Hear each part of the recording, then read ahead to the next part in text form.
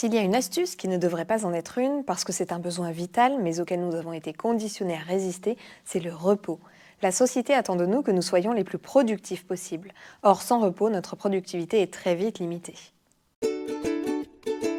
La sieste peut être un outil précieux lorsque tu traverses une période de dépression pour recharger ton énergie et réduire ta fatigue, améliorer tes capacités cognitives telles que ta mémoire et ta concentration et améliorer ton humeur de manière significative. Lorsque nous manquons d'énergie, celle-ci est dirigée en priorité vers nos fonctions vitales pour nous permettre de survivre.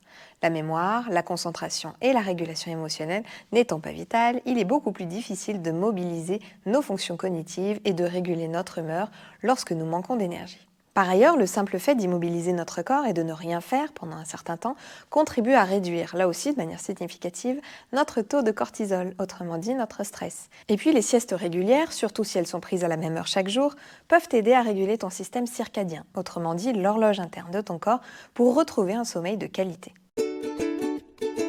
Choisis un moment calme où tu ne seras pas dérangé et programme une alarme discrète 10 à 30 minutes plus tard, pas plus. Si tu dors trop longtemps, ta sieste risque d'être contre-productive. Trouve un endroit confortable pour t'allonger ou t'asseoir, à condition que ta tête soit soutenue pour pouvoir relâcher complètement ta nuque, et ferme les yeux. Détends ton corps, de tes orteils jusqu'au sommet de ta tête, et observe toutes les zones où tes muscles restent contractés, en essayant de les relâcher au maximum. Si tu es familière avec l'une de ces techniques de relaxation, tu peux faire un scan corporel plus approfondi, méditer en focalisant ton attention sur ton souffle, ou encore te visualiser dans un endroit calme dans lequel tu te sens bien.